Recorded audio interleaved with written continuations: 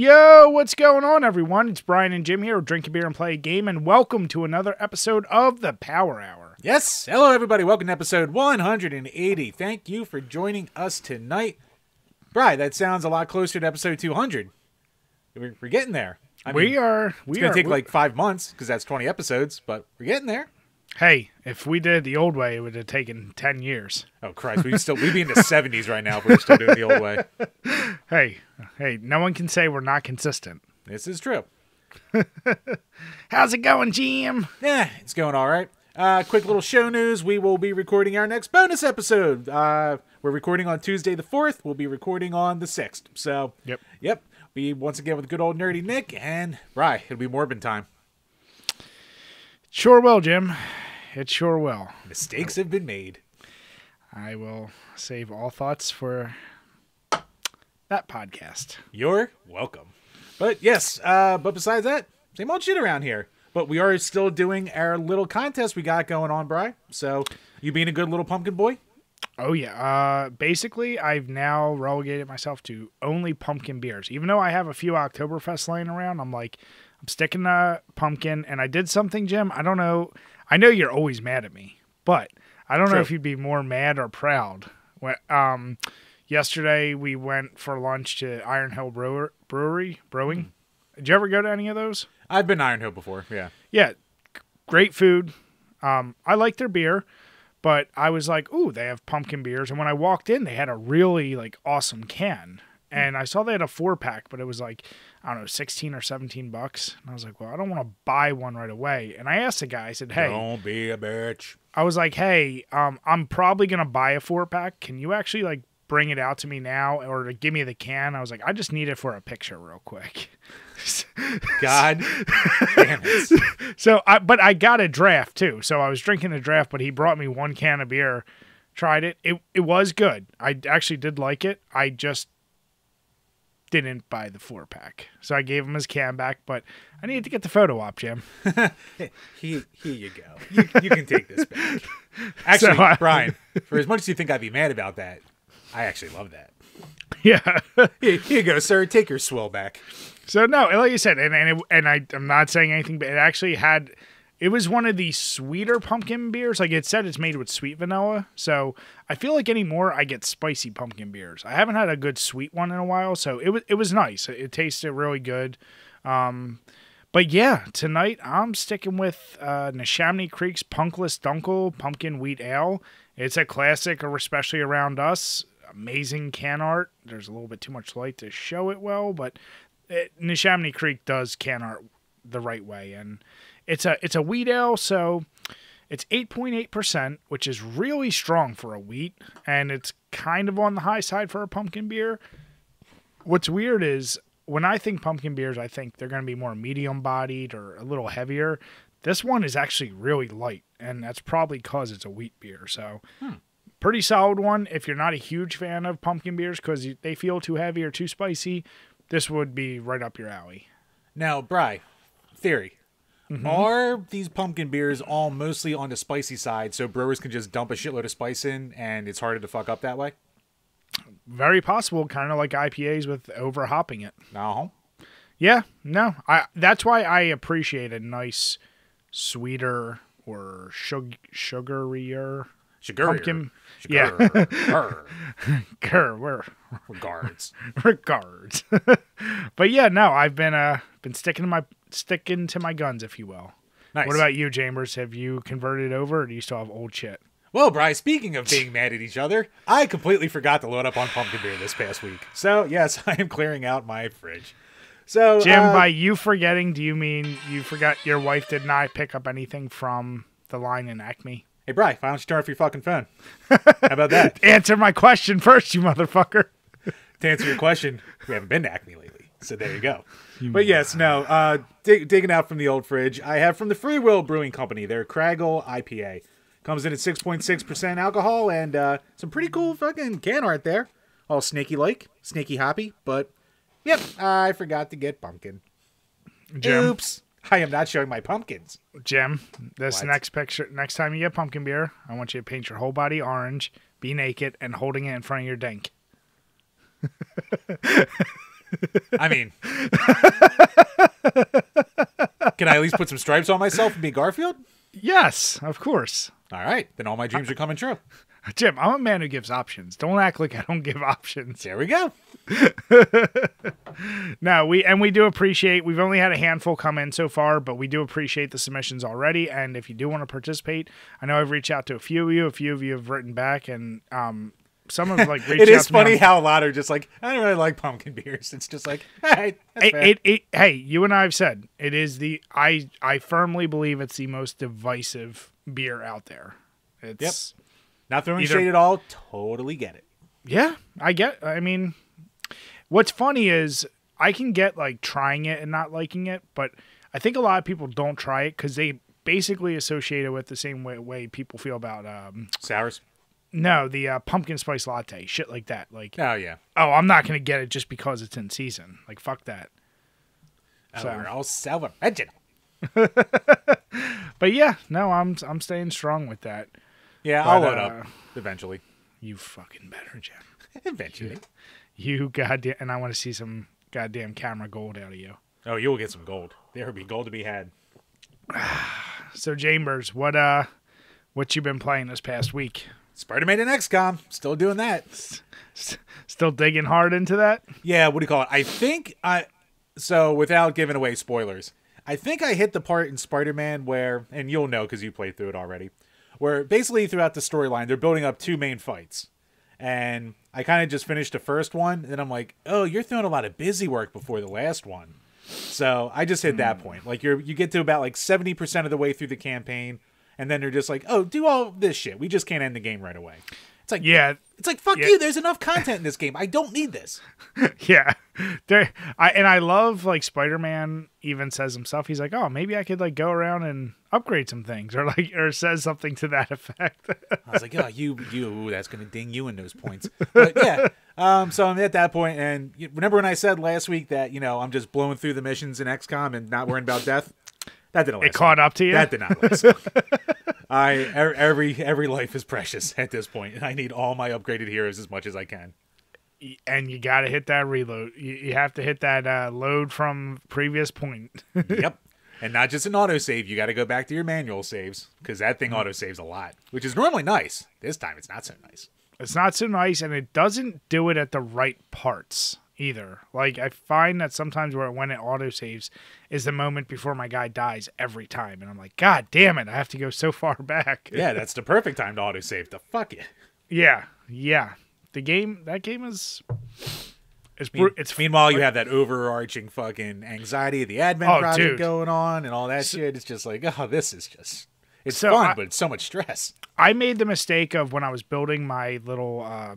the underground bunker shit. Yeah. I built the wrong thing in order. Like, the first thing you're supposed to do is, like, get comms out to other, like, countries and shit like that. Yeah. I did, like, something military first. So that fucking meter is, like, 4 or 5 away from being complete. I'm like, God damn it. And it's always a race to, like, I'm trying to, like, lower it however I can. So I'm like, please don't get there. I was like, I'm not restarting all this. Yep. Yeah, so. I'm already, like, creeping to the halfway point. I'm like, fuck, I gotta start doing all these. Nothing but this. Mm-hmm. And then they throw, like, a goddamn supply chain mission in there to waste more of your time. It's like, fuck! But I want to finish this research, but I don't want to waste the time in the days. You're like, but I need a scientist. But god damn it, now I need to defend these guys. And that game is all about time management and putting you in a position where you're just letting something die. Yeah, it's not a relaxing. It's a tactical game at all. No. Not at all. But yeah, that's about it. And I'm working on the gameplay portion for the Sonic 3 video, so we can get that out there. Trying to bang out all these Patreon reviews by the end of the year. So. Oh yeah. The Patreon reviews will definitely get done. Yeah, my gaming has taken a little bit of a pause. I've been a little busy. Been cranking out these daily reviews, if you will, of the Puppet Combo games. Yeah, I see that little setup you got in the background there. Your little green screenery. Leaving it there. So I'm like... That fucking thumbnail of the first one you did when you're like... The thumbnail? Oh, well, that's a problem. It shows your pumpkins, yeah. Oh, yeah. Oh, yeah. Well, dude, it drives me crazy that YouTube Shorts, Instagram, TikTok, all of them with those things, even though I created a custom thumbnail to be used and I actually set it as that, they don't actually allow it because it's not the right format. And even if I format it in the right size, it picks an arbitrary point. The only nice thing with YouTube or TikTok is I can actually select at least the first frame so I can get like the title of the game and the picture. Yeah. YouTube, it's just whatever it decides. I'm like, God damn it. So yeah, it's fun, but a lot. So most of my time has been like I played a little bit more of Ocarina of Time. Still has not grabbed me at all. If anything, it's getting me more bored so far, and I'm really trying to get into it. Did you at least get to the next dungeon yet? So I'm in. I'm going into Death Mountain. Oh, okay. So you're getting there.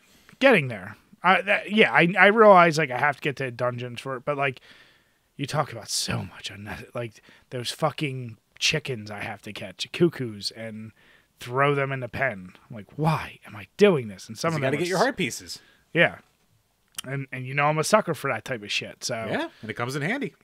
But yeah, no, I've played that, and honestly, it's just been getting a lot of like footage for these short things because I have a whole catalog. But then there's always like, oh yeah, I want to get this one thing, and then replaying some of the Puppet Combo games has been, yeah, it's been crazy. So time's been spent doing that. Yeah, we did get a comment that's like, oh, keep doing all these like small indie games, and I'm like, shit, man, I have so many goddamn small indie games on the Switch. Like, there we go, we can just crank it. We can be the indie game short guys. Hey man, you know what I like about it. You know me, I'm a fan of brevity, and I know you're not. And I like cutting things. Jim, you are anything but. You do not like to be brief and stuff. Yeah, you were about to say you're anything but brev. Yeah, I know your ways.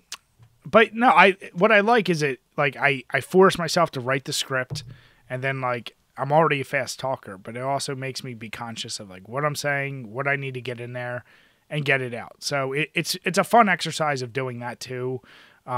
It's really just the effort of like, you know, green screening, getting on camera, doing the fucking tries and tries. I was talking to somebody and she's like, how many tries you do when you do some of these TikToks or stuff? I was like, usually takes me about 7 or 8 to get through them. She's like, that's it? I was like, wow. Oh, I thought that was a lot. But yeah, it's fun. And I've been fucking talking about Puppet Combo for how many years now? Yep. And those sons of bitches can't retweet us once, you sons of bitches. I'm grateful. But no, I'm enjoying it. So, and in 2 days, as a weird coinky dink, Stay Out of the House, that game that I beat way back when, is going to line up with my review on the day it's getting released on Steam for the first time. Oh, wow. So, yeah, it's fun. But been busy with that, so I can't game otherwise. Yep. No, I hear you there. And yeah, once again, thank you to everyone out there who's been joining into Level 50 Club, posting everything. Like, most people are in like between the 20s and 40s at this point, so a lot of you are killing it. Actually, a buddy of ours is going to be like making a video when he hits 50, and that'll be like his submission to it. Like, he's just going to do all at once. Wait, which one? It's going to be G. Nice, that's awesome. Yeah. Thank you, G. Yep. It's a good old G to the next level. Check out his Twitch page and YouTube and all that shit. But yeah, he'll be just dropping a video on that. So, moving on. I have no transition tonight. I am burnt fucking toast today. I'm running off 2 goddamn hours of sleep. So, patreon.com/DrinkABeerandPlayAGame, where for as little as $2 a month, you can ask a question and we'll answer on each and every single one of these Power Hour podcasts. Oh, Jim, I can only imagine if you sent me footage to cut you down to a minute format, you'd send me like a 20-minute video. Be like, all right, go ahead. All right, here you go. Have fun. Like, what the fuck? What am I supposed to do with this? So what do we got this week? So first up from Travis Lee. You may have been asked this already, but what is your favorite game trailer of all time, regardless of how good the game was? I got my answer real fast. Go on. Grand Theft Auto 3. Just the that like orchestral like opera they had going on in the background as it's doing a slow. It was the opera, the slow motion, and just like the timing of it. Because like I was such a huge fan of like Grand Theft Auto 1. Even though I didn't have a PlayStation, I played it all the goddamn time at my friend's house growing up. Mm-hmm. So once I saw like that whole world in 3D, it was like mind blowing. And then it just seemed all the more epic with that slow operatic music, you know, straight out of a mafia film and shit like that. So it's not even the most like inventive trailer of all time, but like that one always just sticks out as like the one I always think of. Okay. My answer for something I saw live would be Dead Island, which was one of the most... It's one of those cases of like the trailer was nothing like the game. Not saying the game was bad, just saying it was nothing like it. So it was so cinematic. They did like almost a Tarantino thing where you saw like a dead... I think it was like a little girl or something on the ground, and then it reversed her into the lobby, like to show what happened, and people turning into zombies all left and right. It was just super, super well done. But the answer I would give that I've seen since starting this page is the George Romero Resident Evil 2 TV commercial. He did a commercial for Resident Evil 2. Now, really, every time I've seen it, it's listed as Biohazard 2, so I don't know if it only came out in Japan. Oh. But it even has, I think his name is Brad Redford? An actor I remember from the 90s. I just don't know what his actual name is. Renfro or something. But it's like him and like Claire, and there's all the zombies out in the street. So it's just to have George Romero do a commercial for Resident Evil. That's like, you combine two awesome things. Yeah, it's pretty goddamn cool. Yeah. But no, great question. Thank you, Travis. Yep. Next up from Game Whisperer Dean. Have you ever played Ice Cold Beer and won a beer? What's Ice Cold Beer? What is Ice Cold Beer? Is this a UK thing? This is one of those goddamn UK things, isn't it? Ice Cold Beer game. All right. Now, Bri, the question is, will you remember to edit out us looking this up? Or will you leave it in the dead air? No. We're leaving this in. We're going to talk about it. So right now what I'm seeing, it's a rare vertical pinball game. Jim, it's pinball. You should know about this. I should know about this. What the fuck? So it looks like it's an arcade. Yeah, it was an arcade game of the 80s. By title. It almost looks like what? Pachinko. No, I mean, not really Pachinko. But yeah, that looks awesome. No, I've never even seen this. So, do you win a beer? Is that the... What? That's what I'm trying to see from the guy who's playing it right now. Like... Do you actually win a beer? The objective is to use the two joysticks to tip the bar back and forth and maneuver the ball to a specific lit hole in the playfield to avoiding the unlit ones. When it goes in there, return the ball, and the next targeted hole is lit. Almost lit. So I will show. I'll show the actual video of the guy playing it. I've never seen this. Yeah, I don't know if you can actually win a beer, but.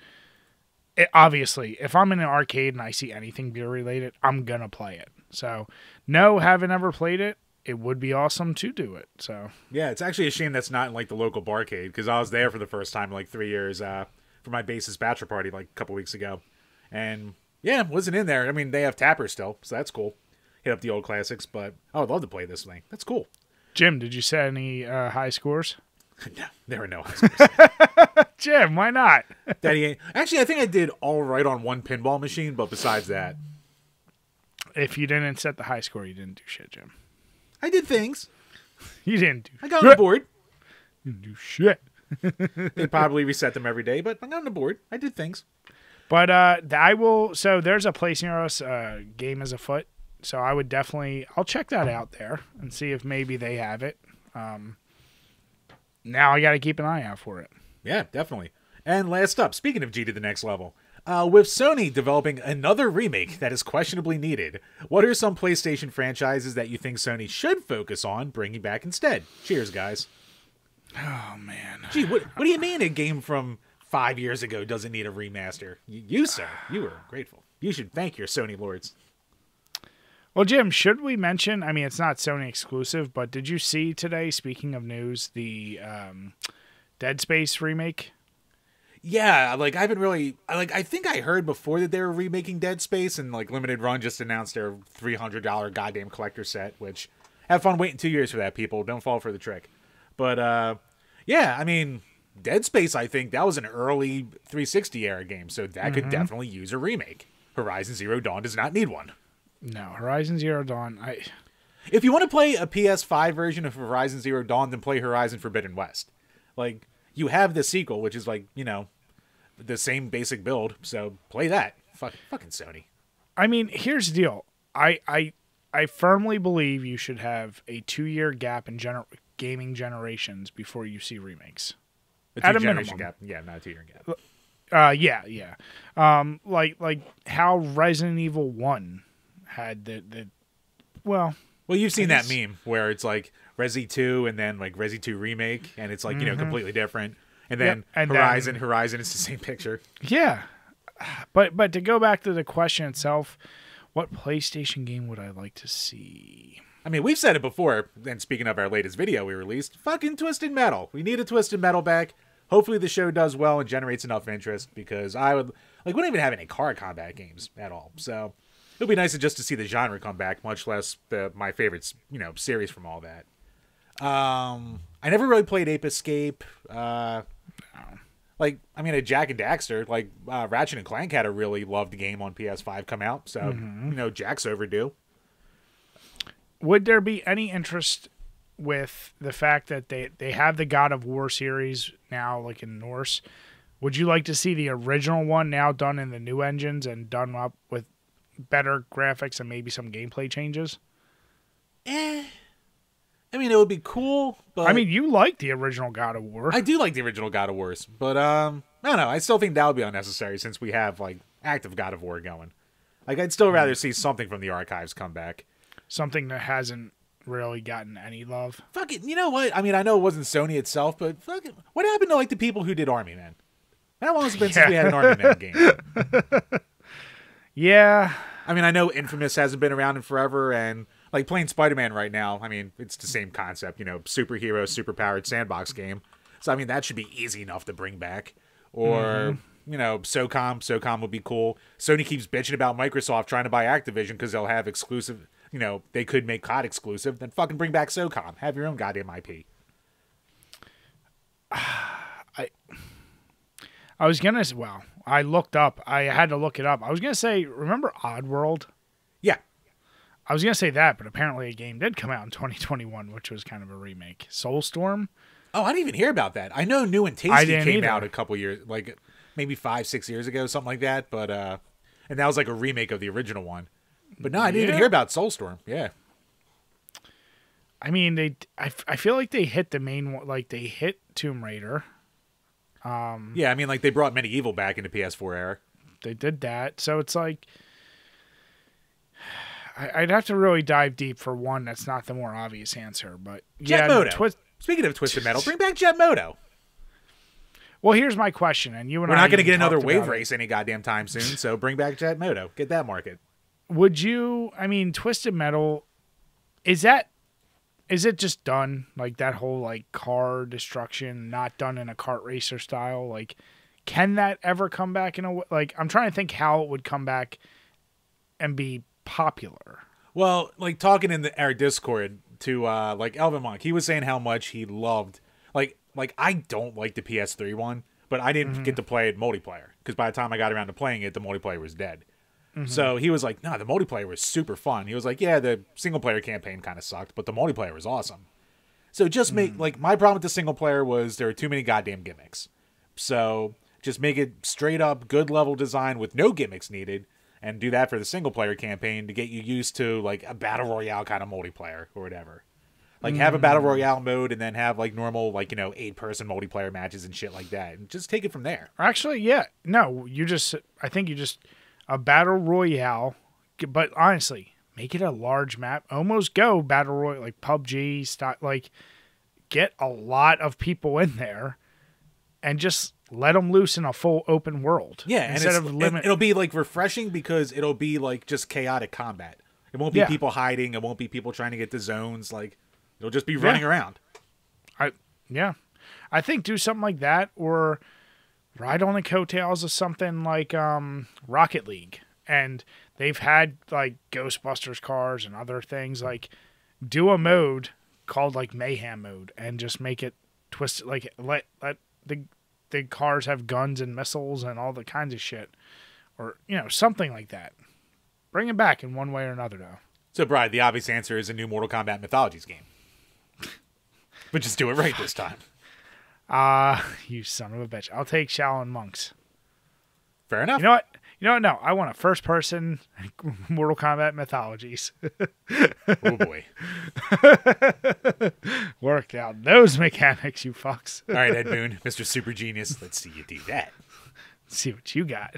Yep. But yeah, that wraps up the questions for this week. So once again, thank you to all of our patrons for the support.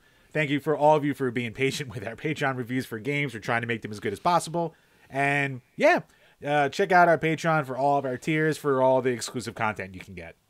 Thank you guys. Truly appreciate it. Yep. And speaking of, also make sure to check out the Discord and our Reddit. I don't plug our subreddit enough. Max Marvel was kind enough to make it for us, and we never fucking talk about it. So if you're a person who likes Reddit, head on over to there and we'll start using it too with you. Appreciate it, guys.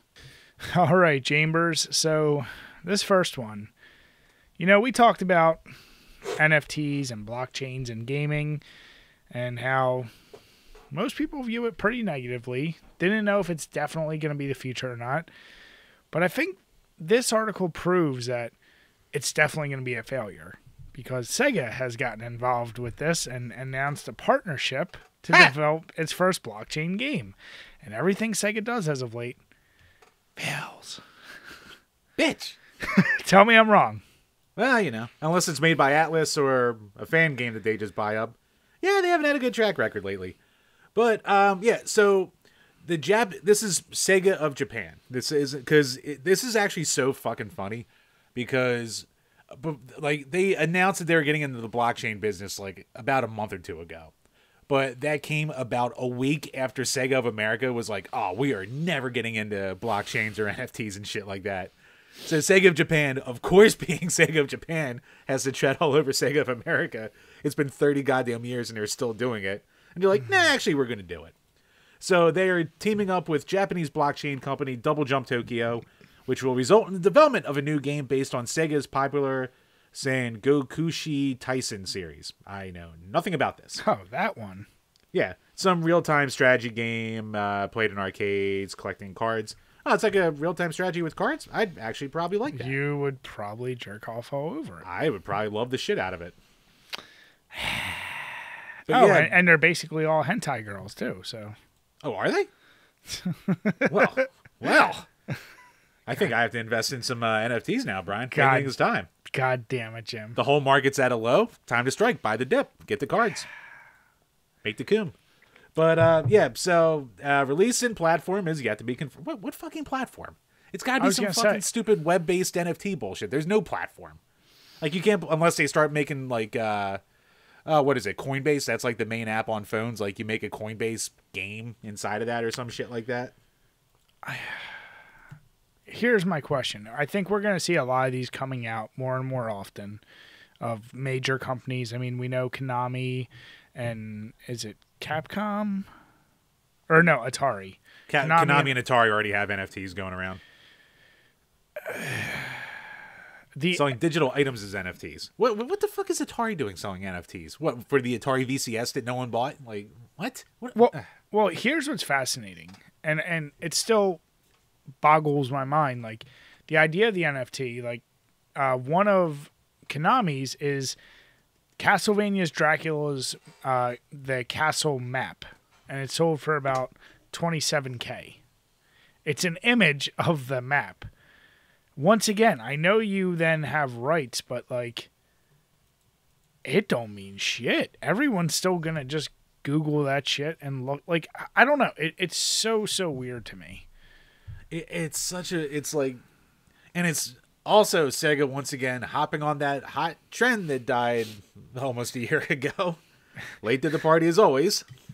Always the bridesmaid. You know what, Jim? It makes so much more sense why you're such a Sega stan out there. You and Sega have a lot in common. Jump on things too late. Right. Have I told you that I'm finally getting around to watching Squid Game? Case in point. I can't wait. You're either gonna be like, man, does anyone know that this show's really good, or man, I don't see what everyone likes about it. No, it's fucking great, but that's besides the point. It's like when I got around to Breaking Bad like 5 years after it ended. Stop saying Breaking Bad. I didn't say Breaking Bad. That's what it sounded like. I'm going to replay you saying that right now. And it sounds like Breaking Bad. Sorry, I disavow. Listen, Squidward.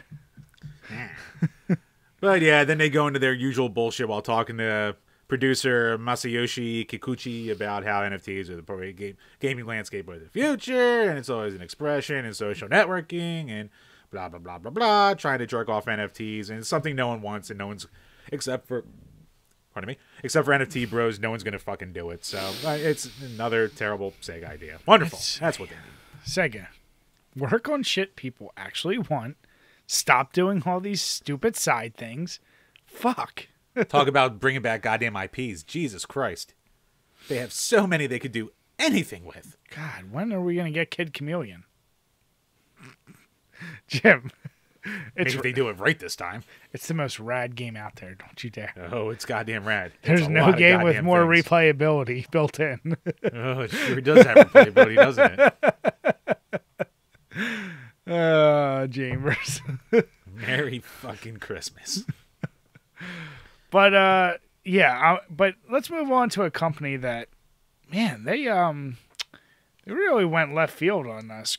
I'd say screwing over their fan base here and making them angry. This was almost a potential gamers ban, but then no one cared after a day. But this comes to us from IGN, but it was posted in a couple spots. So in Japan, as of September 29th, they started rolling out the PlayStation Stars loyalty program, which is offering better customer support to those at the higher reward tiers. Apparently, there are 4 different reward tiers, and it's kind of based on how many games you buy. Buying games from the PlayStation Store and earning trophies. So, yeah, basically means the more you spend, the better support you get. And the funny thing about this is like I'm kind of torn on this, because we know a guy who used to work for a call center for Sony, and he was like, "Oh yeah, like the average wait time was like 4 hours." He's like, they had a third party company taking support calls, and they were horrific. So as a paying customer, if I'm paying more for games and stuff, I would like better service. It kind of makes sense. It's terrible optics, but it kind of makes sense. Jim, you've always said people who have more money are worth more than those who don't. Well, yeah, like I spit on poor people, as we all know. But besides that... And you accept the spit of millionaires. Look, yes, I do. I'm a dirty little spit whore. Okay. First thing, before we talk about the optics, have you ever called any major gaming system or gaming company for gaming support? What the fuck are you calling this for? Once again, because of someone we know, and I'm just not mentioning the name because I don't know if there's any trouble, but he's like, they get asked the dumbest questions. It's like working in any other call center, where it's the people who are the least familiar with like the internet, the least familiar with like how to set up online. It's really all about like setting up your online account and recovering online accounts. Like that's the bulk of it. Then it's like, you get the random calls of people who are having like actual hardware issues and shit like that. But yeah, I mean, for some, it's like standard IT, like tech support shit. But this is my point. Okay, so I've used the internet, like, to look up your issue. And unless it's like, hey, the system broke, the warranty's dead, or something to like that effect. But I've used my systems for thousands of hours. I've never had an issue big enough where I had to call a call center, or that's what blows my mind, is that there's such a volume that they're noticing a disparaging amount going to. And if you're an asshole who spends more money, you should probably know the system better and you need less customer support. Like, I that's what I don't get, is what are you calling about? I would be fascinated to know. Yeah, I actually, you know what? Fucking Sony, they are becoming some shit dicks with their legacy systems when it comes to recovering accounts and crap like that. Like, Brian, when's the last time you turned on your PS3? Probably 5 months ago. Okay. I don't think they had rolled it out then. So I think 5 months ago you could still log in and it would log you into like your PSN account and shit like that if it was linked. When I was sick with COVID last month and I was popping in on Uncharted, it was like, oh, scan this QR code to access the PlayStation Store to log into your system. I was like, what? And it was so ass backwards, like it was completely unnecessary, and it like fucks over people. Like there are still people without smartphones who like can't do QR code shit. So like there you go, like people without smartphones, without QR codes, like that's who's gonna be calling you and shit like that. And they rolled that out for like the PSP and the Vita, I think. So like all their old stuff, they're like, fuck you, get with the times, or fuck off. Yeah. But okay, settling that. This idea of you paid more so you get service first. I mean, isn't that the same idea as pay to win or fast passes at theme parks or like, yeah, if you pay more, you get better service. It's not, yeah. I mean, at the end of the day, I think too many people look at things like customer service for a video game as a utility and not you're paying for a service for a luxury at the end of the day. That's really what these are. So I whether morally I like it doesn't matter. I think from a business standpoint, yeah, if you have somebody putting out $10,000 a year and then you have one person who maybe buys a Madden game once a year, you might probably show a little bit of favoritism towards the one that puts out a lot more money. Yeah, I mean, we are a capitalist society, so we gotta treat the pay pigs better, Brian. Yeah, and pay you. You show your displeasure with your wallet. That's all I'll say. Yeah, even though no one ever does. They all say they're going to, but almost no one ever goddamn does. Never. But that's beyond the point. But Brian, speaking of spending money on games, so in a group chat I'm in, we were discussing about the how much people spending more and shit like that. It came up to how much does people spend on games. So apparently a survey finds that the average gamer spends $58,000 on gaming in their life. And unsurprisingly, millennials are the biggest spenders. Right, that's us! Yeah. Which I still don't get because I thought we were... I know there's a weird thing between Gen X and millennials. Is there? I don't even think there really is. There is, because... I think they tried to make Gen Y a thing, but like that never took off. I think you're either Gen X, Millennial, or Gen Z at this point. I don't know. But yeah, I it's funny because I never thought we were actually considered Millennial, but I guess we are. But yeah, it makes sense because you figure, Boomers, they spend the least amount, which... Yeah, no shocker at all. Gen X, they were the OGs, like, getting the original Ataris and televisions, Colecos. But we were born in that sweet spot where it's like, okay, we all grew up kind of with Nintendo as our first base kit or hand-me-down other systems.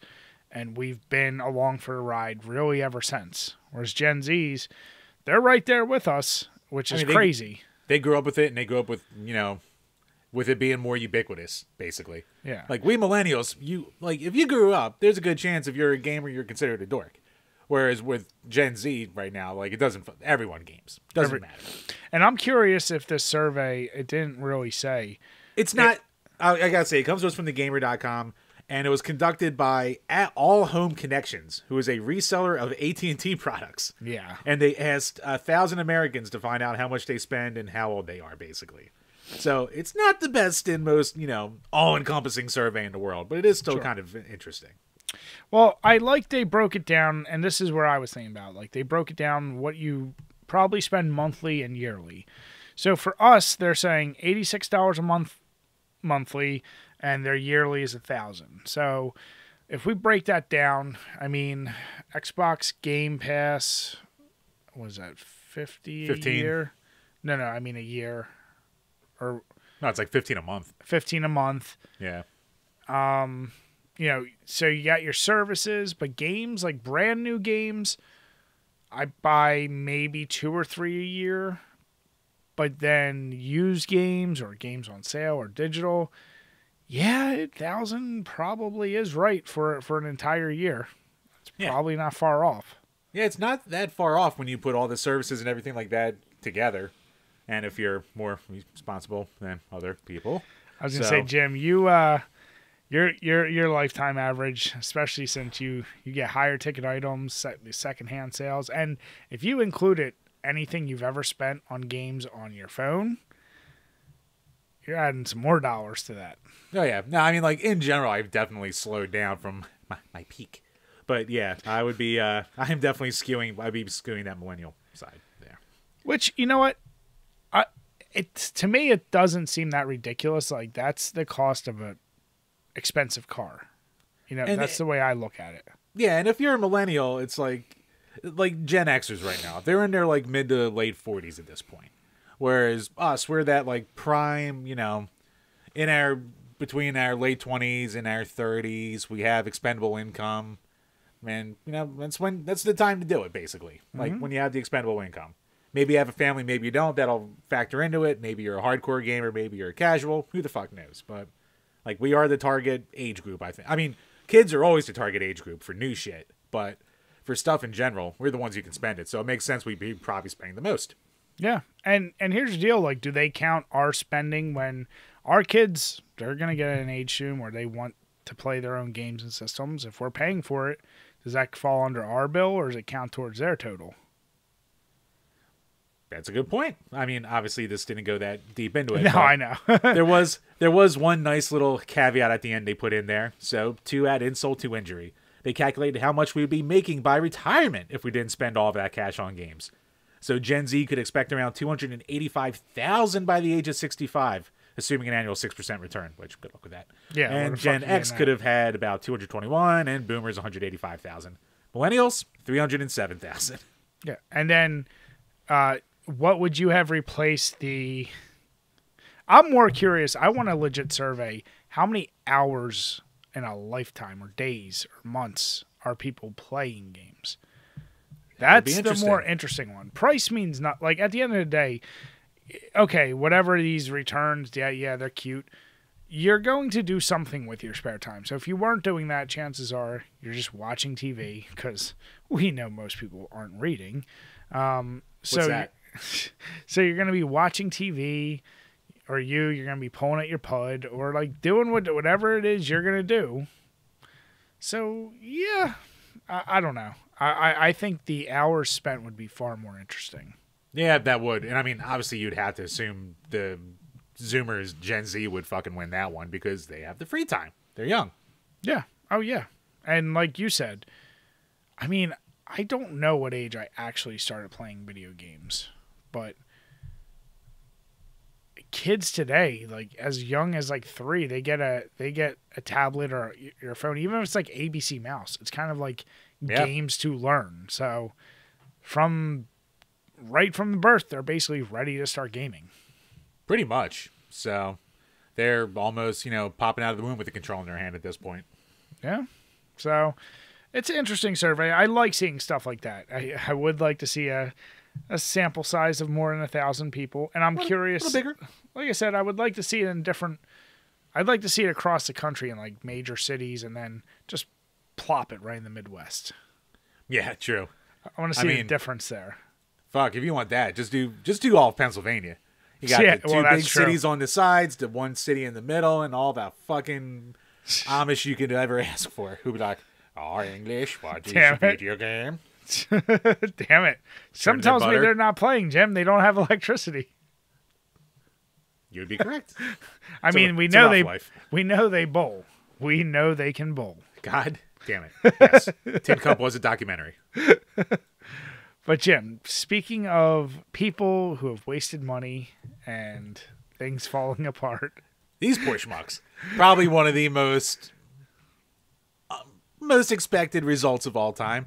And actually kind of a follow-up because, like, what was it, 3 months ago, there was that, like, random leak that, like, wasn't really corroborated, but someone was just like, yeah, Google had a big meeting, they're killing Stadia. Yeah. Everyone's like, I was going to say, we did talk about this not long ago. Yeah. And, well, as of September 29th, Google announces they're killing Stadia. The system is going to remain live until January 18th, 2023. They are going to issue refunds for hardware and like basically all the everything you bought. That's the craziest part of this story. Like, well, they're not only refunding it, but they basically hinted they're like, you probably won't have to return anything. You're just getting refunds on that. Yeah, which is fucking wild. Like, when have you ever heard of like anything failing and the company being like, our bad?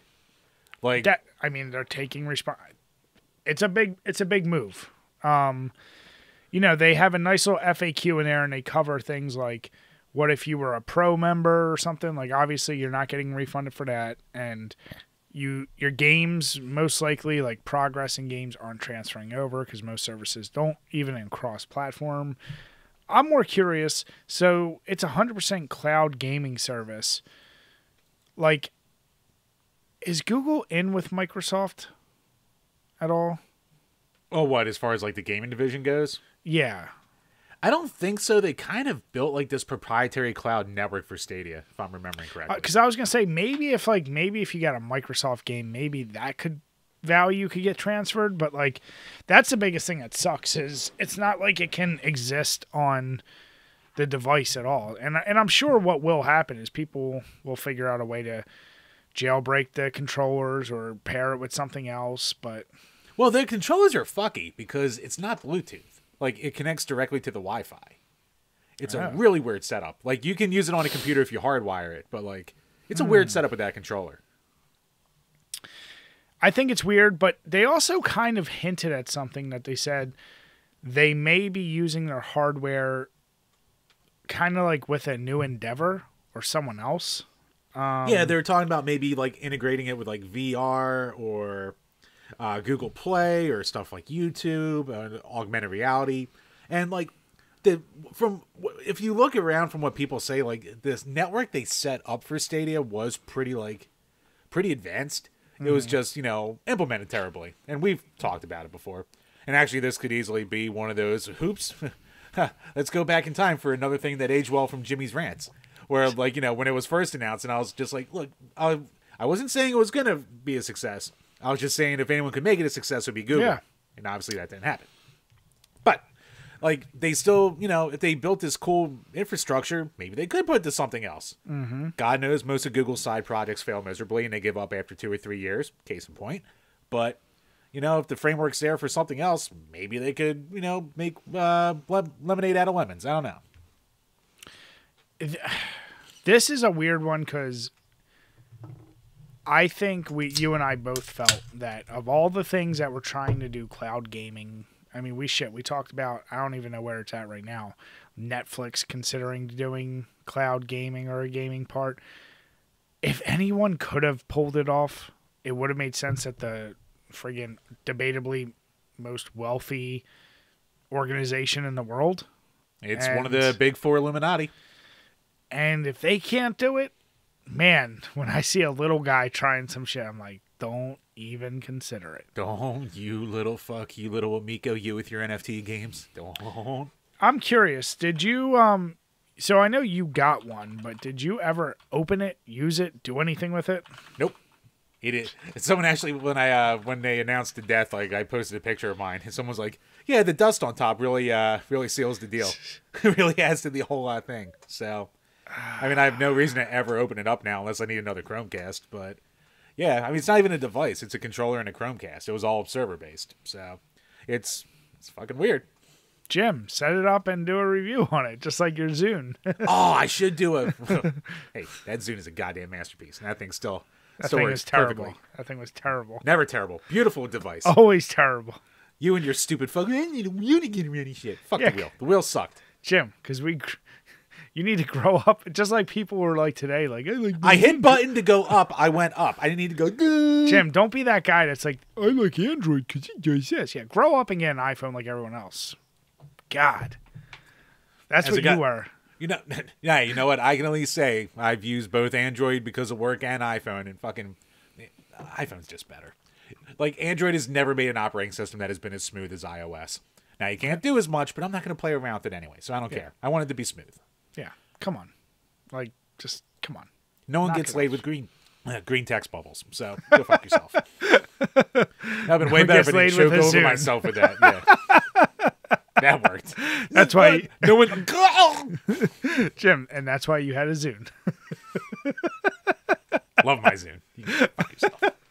We are a small yet strong community, goddamn. You and the 20 other people. Goddamn right. But yeah, I was more curious. I tried looking it up right now. Did you ever hear, like, what were the sales numbers for Stadia? I don't know. I don't even know if they must have made some kind of publishing about it. I'm trying to, like, find that out right now, and I'm telling you, well, it is funny because I'm doing it through Google, but I Ironic. can't. Bri, use DuckDuckGo. You'll get real answers. Damn it. Maybe I'll go back to Ask Jeeves. What did that get bought by? I think Yahoo bought that, and now Yahoo's dead too. So good luck with that. Yahoo's never dead in my heart. That was my Yahoo! first. That was my first after AOL real email address for the longest time. Oh God. Yeah, even on Wiki, it doesn't have like any. That's crazy. You know what's a real unfortunate thing about it shutting down though? Is the poor fucking developers, especially like the few out there who are really working on it, because they weren't told by Google. They learned all by tweets and news articles. I was gonna say that's probably becoming like such a common practice that like you're finding out the same time as everyone else. So yeah, I feel bad for developers. I hope nobody had. We've talked about this the other week. Like I hope nobody had an exclusive deal with Google. Like you could. There weren't a lot. There were a few like quote unquote first party developers.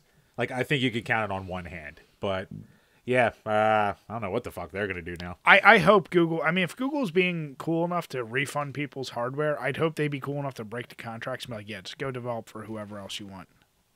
Because what the fuck else are they gonna do?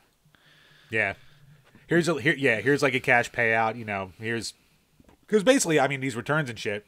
It's a way to avoid a lot more bad PR. So, I mean, it's kind of a genius move. Like, Google has the money to spend, you know, now, placate their 100 subscribers and fucking, you know, move on to something else. So, hey.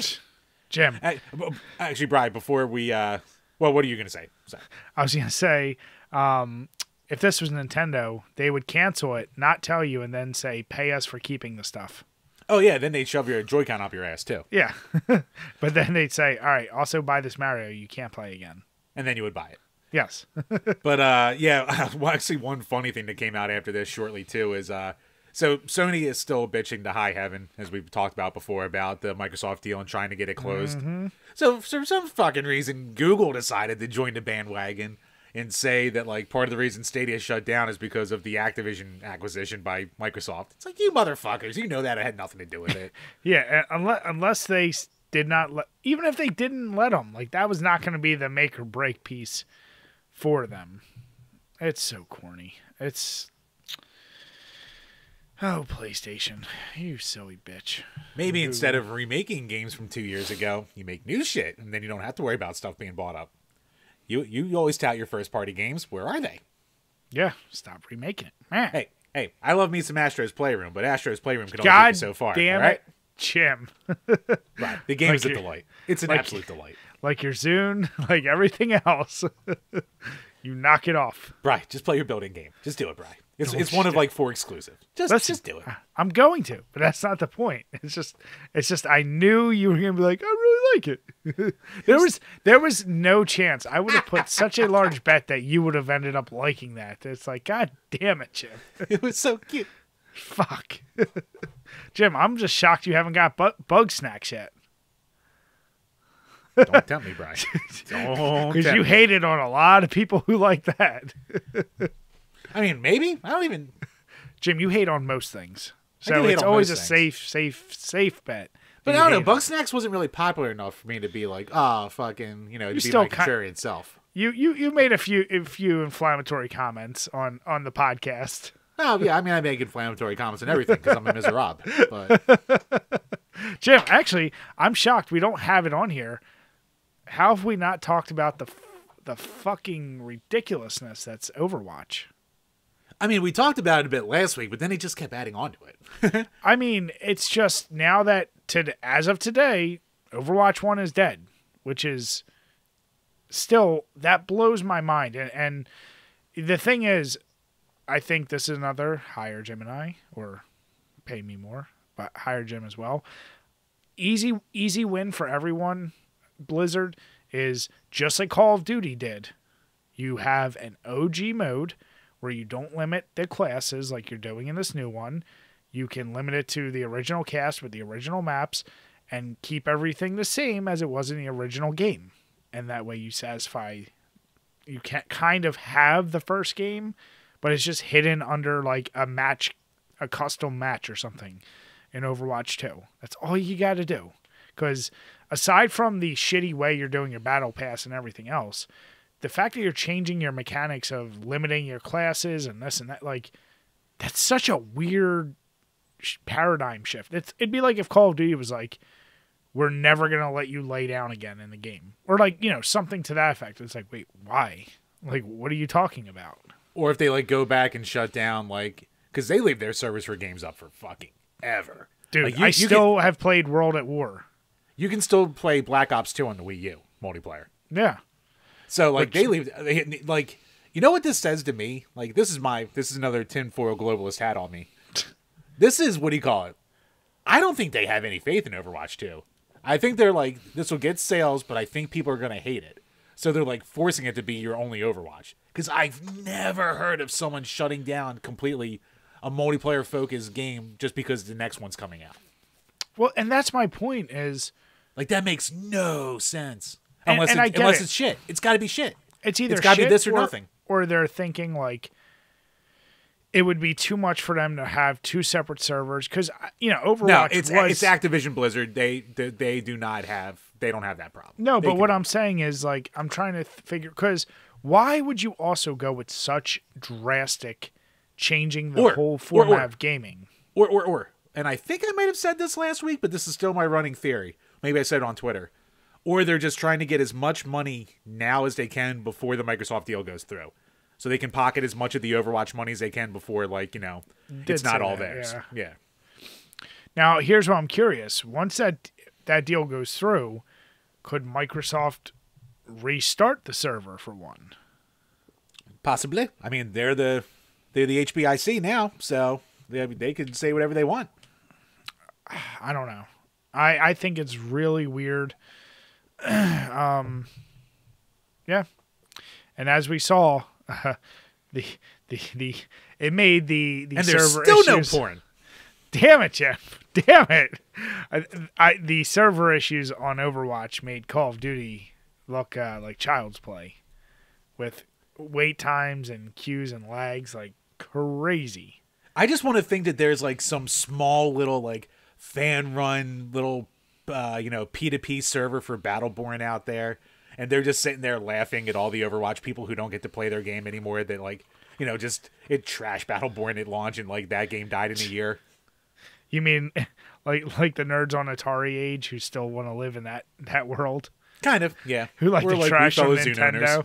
We Zune boys, keeping it alive. Yeah. Jim, are you going to Battleborn is the Zune of the Overwatch genre. Exactly. Yes. That you'd be like, but Battleborn has this. But it had a better art style, more character. God damn it. Fuck. Yeah, but no, Overwatch, like I said, I do have it. I actually hit the update button. I didn't try getting into it. The biggest reason why I'm going to jump into it at some point this month, they have their Halloween event. So I'm a sucker for that. Yep. I mean, hey, people just jailbroke the PS5, so maybe some schmucks will make a fucking server and keep it alive that way. Who knows? Jim, you leave it up to the pirates. They take care of all of it. You know what, bro? Where would we be without piracy, really? Either more open revolts or more servitude. Well, I mean, that's all happening either way, but at least we have our I'm saying backlog there'd of data. be more. At least that's all we have. Yeah, exactly. But yeah, what a bleak, shitty digital future we have. But Jim, you just need to take the red pill. Get it? Matrix. Yes, thank you, Brian. Matrix. I was drinking as you said that, so I couldn't make one of my usual stupid retorts. Matrix. Thank you. Jesus. Go down the white hole. Anyway, so then the final topic, which I felt like this really came out of nowhere. It just dropped like today or yesterday, basically. And people were actually, what do you call it? Todd Howard staying on Twitter. He was like, "Hey, how's it feel to have a big news thing break out before you record?" I'm like, "It's pretty nice. Not used to it." Don't worry. Tomorrow, some crazy big thing in games gonna break. Be like, son of a bitch. Yeah, of course. But yeah, Fandom has acquired multiple leading like entertainment and gaming brands, including GameSpot, Metacritic, fucking TV Guide, Screen Junkies, Game FAQs, Giant Bomb. it's Well, they've had Screen Junkies for a while. They've had them for a couple years. oh, have they? Yeah. So then, what was this latest one? It was mostly GameSpot, Metacritic, GameFAQs, TV Guide. I think Giant Bomb too, Comic Vine. So here's the deal. I never put fandom. If you're like me, you probably didn't know what that is. But I've heard of it, but I didn't. Yeah, I'm like you. I heard of it, but I didn't really know what it was. Yeah, and then when I put two and two together, I was like, oh, it's basically if you ever looked up a wiki for anything, game, movie, music, TV related, you were probably doing it off of Fandom Wiki. Like that's their biggest claim to fame is they have like the largest catalog of wikis outside of Wikipedia. And I will say their shit is, it's always to a higher quality standard because there's a lot of like fan wikis for various topics out there. And Jim, I know you don't dive quite as much into nerdom as I do. Like when I get into something, I wiki the shit out of a lot of stuff, like lore. Actually, no, I do that too. Like I just don't keep up on as much current shit. But like I can't wait to like wiki like random fun facts about like fucking Squid Game when I'm done. Or actually, what do you call it? Like when for all the fucking bonus episodes we do, like I wiki the shit out of all of them, especially if they like pique my interest. Yeah, but one, I guess I never put two and two together. I just didn't realize how big they are. Now the article didn't have anything in relation to how much they paid to get these. Yeah, that was not. I mean, this is coming from fandom.com, but it was all over a bunch of news outlets too. So maybe one of them would did have you told find you? out? I could have done more research. So, so I'm looking. Oh, okay. So I just went to Forbes. They bought GameStop, TV Guide, and Metacritic from Red Ventures for $55 million. Huh. That, I guess, sounds right. I mean, when I think of the biggest gaming websites, I think GameSpot, IGN. GameSpot's really fallen off, though. Well, here's the deal. They've all I fallen haven't. off, Yeah, but exactly. But I haven't. You and I have talked about this back in the day. Yeah, GameSpot was like that was my go-to, like for reviews or this or that. I haven't been on their site in so long. Same with IGN, Metacritic, but my favorite is fucking TV Guide. Do they still even publish those? I guess if going back to boomers, I mean, there's TV Guide and then there's the TV Guide Network and shit like that. Yeah, so. that's true. So that, I guess it kind of surprises me for $55 million you get those three, like especially Metacritic. That's got to be the biggest one that has aggregate scores out there, right? Metacritic, yeah, but that's the biggest aggregate for everything in general. So yeah, Rotten Tomatoes is just like TV and movies. So yeah, Metacritic's a huge one. So hey, man. But I mean, from the gaming end, fucking GameFAQs. Like there were so many tweets that were like, "Quick, everyone archive GameFAQs right now," because God knows what fandom can do once they get in there, and how much shit they can delete off there if they want to. GameFAQs, that was my go-to guide. Like that was getting walkthroughs everyone's and guides. go-to guide. Yep. Like your first, if you needed a guide or cheats, you went to GameFAQs first, and if they didn't have it, then you fucking started to have to trudge through the internet. But GameFAQs was the site. Well, that's the beauty of things like. And that's like an old internet relic. Like I don't want GameFAQs to die. Like I want those ASCII fucking beautiful drawings at the top of a game guide and shit like that that people put way too much time into. But here's the deal. I mean, are people thinking that's what's going to happen? Like, is fandom notorious for doing just basically acquiring and delete? Like, I don't know, but I think everyone in this day and age is just like wary of a big conglomerate buying up a bunch of shit because it really never ends well at this point. But I look at something like fandom, and what they do is categorize and catalog histories of stuff. So, why would they want to get rid of it? Unless they, killed the GameFAQs format and then just, put it all under their wikis? I don't know. That's what I'm saying. Maybe if, instead of it being under GameFAQs, if, you're looking up Shadowrun, and they'll say, oh, here's some guides, and they hand select. Maybe you don't have the option to get all of them, but it's here's hand selected guides under the wiki if you need help with the game. Right. I don't know. Like I said, I'm holding out hope that it's a good thing. GameSpot, once again, even that, I would like to see the history. And the good news is there's things like, what did I use for our site? Wayback Machine, I think it's called. Oh, yeah. That like automatically screenshots and grabs shit throughout history of the internet. But that, you talk about history, we were talking about pirates. That's the thing, like, even going back and looking at all the different versions of our site, I can't imagine how many different versions of some of these sites, like Game FAQs, like how it first looked. It would be so cool to like, you know see what? That. GameFAQs really hasn't changed that much. It's still kind of kept the same basic look. Like that, like GameFAQs is one of those sites like fucking Pojo.com that like you're shocked is still around. That like you go to and it looks the same as it did in like 1999. It's just it's like heartwarming to see. I mean, Jim, it all goes away at some point, right? Yeah, it does. I mean, fucking what we considered old internet is just like unfathomable to kids these days and shit like that. Like fucking 2016 YouTube is considered old YouTube to kids now. So yeah, well, that's why. I mean, we were just talking about like Yahoo, like that whole format, that setup. Man, I can still remember it pretty well. Oh yeah, yeah, man. We're getting fucking old. We've been old. Yeah, yes, we have. But yeah, no, like I said, we'll follow this. I am curious, how are they going to integrate it? What are they going to do? And that's the more interesting one where I get not more concerned than other big companies buying, but if they consolidate all the things, like what if whoever owns Wikipedia turned around and then bought fandom and all that shit, and it's all the information is funneled through one major thing. Now, Bri, we know that's not happening because Wikipedia never stops begging for money. This is true. I still don't actually know how they maintain their shit. Like if they are getting donations, because they're still like, I don't see ads, pop-ups, or anything. I still don't know how they fucking operate. It doesn't make sense to me. Right, if I can quote PBS, it's because of the support of people like you.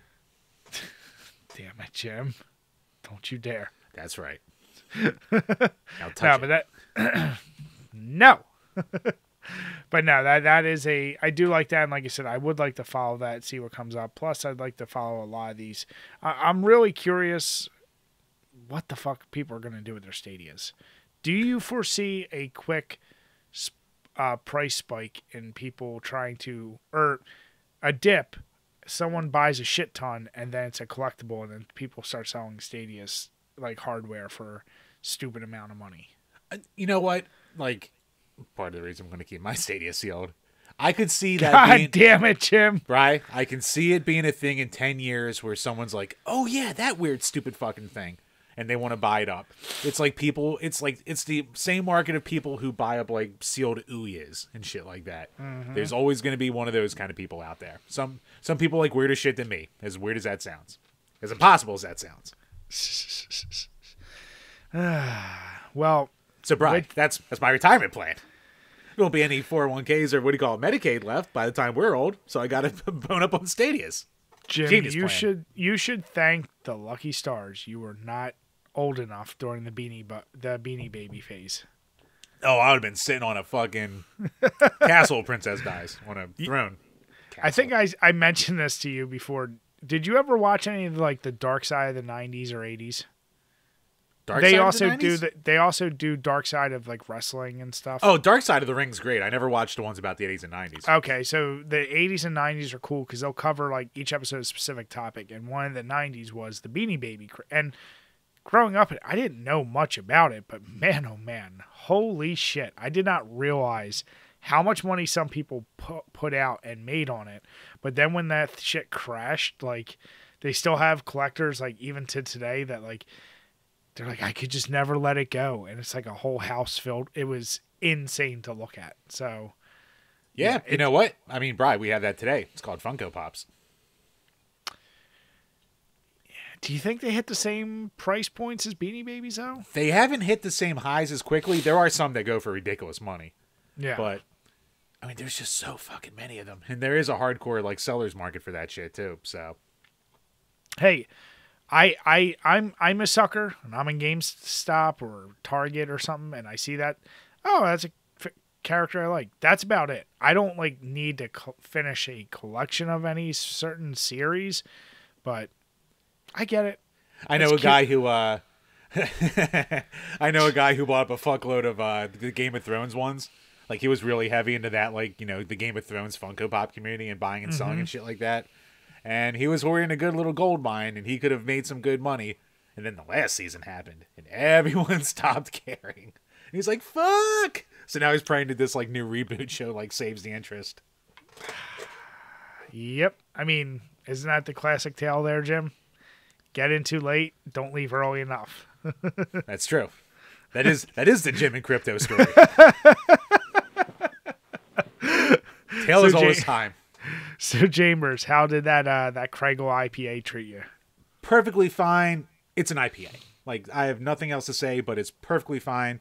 A little bit on the lighter side. It's a fine drinking IPA. So, if you don't want an overly hoppy IPA with a decent alcohol percent, give it a go. Nice. Yeah, the Punkless Dunkel, like I said, it's really good. It's a little bit more on the spicy side, but it's very light. And since it's a wheat beer, it does have a different feel than most pumpkins, which is a good thing. So I would say definitely give that a try. With that, we want to say thank you so much, everyone. If you are still watching, please make sure to hit that subscribe button, hit the notification bell, because sometimes we don't like to be shown on that algorithm. So it will really help us out. If you're listening to us, please make sure you hit subscribe, whether you're on iTunes or Spotify. If you give us a 5-star rating, even if you want to bash us, we'll read any of your comments in the next episode. With that, we want to say thank you all so much. Have a good night, and cheers. Cheers, everyone.